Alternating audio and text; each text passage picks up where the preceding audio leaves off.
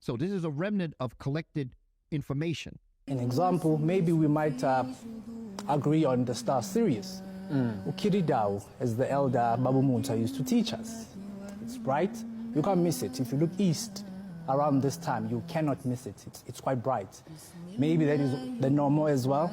We have the Dogon in Mali. They also recognize us, that star. That is something we can work around. They celebrated this star that's called Sirius B, or Kizi Uzi, the littlest thing, the littlest star. And this star is said to circle Sirius A, the big star, every 50 years. But every 60 years, they have a celebration. Okay? And this celebration celebrates Sigi Tolo. Tolo means star. Sigi, okay? They celebrate it. Now, we know that the Kushites also celebrated this. So this is a remnant of collected information. But every 60 years, they had a celebration.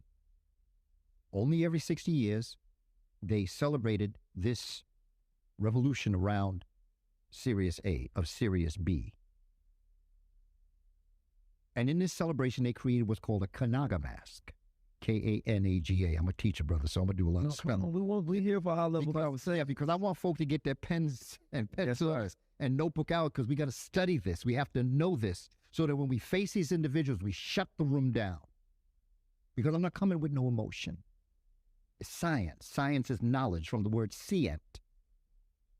And so for me, it's important for the community to know how to spell it, to go research it, and then do what you do. But they built a Kanaga mask every 60 years for this.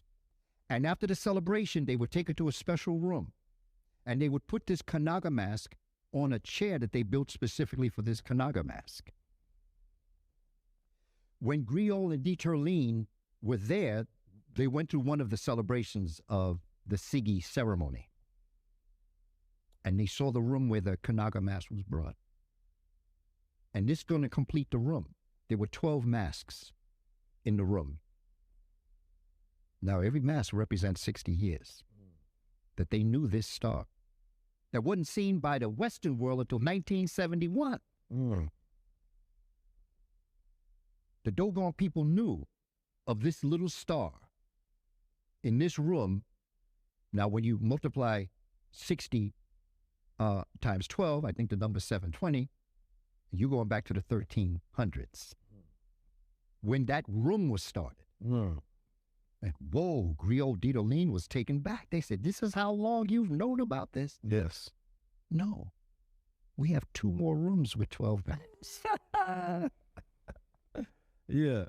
But this does not mean that we cannot one day all agree as African countries, Uguti, we can pick one spot in the sky.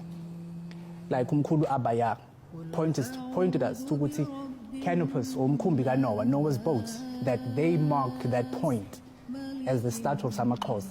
This is something we can all agree on as the whole of Africa. Which stars hold value in your culture across the land?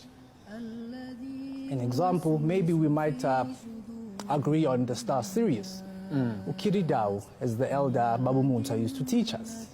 It's bright, you can't miss it. If you look east around this time, you cannot miss it. It's quite bright.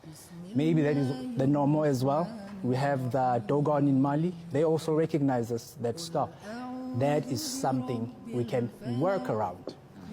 Now, I understand because of the political and historical disposition here to as abantu abamnyama, we are tending to go with anything that has to do with Westernism. Yeah. And I'm happy that Utata has acknowledged Uguti, and actually the Gregorian calendar, if you trace it back, the methods that are used there in the calendation, you will trace it back to Egypt, and not only that, you will trace it back to the Dendera stone, the oldest record of star law that we have,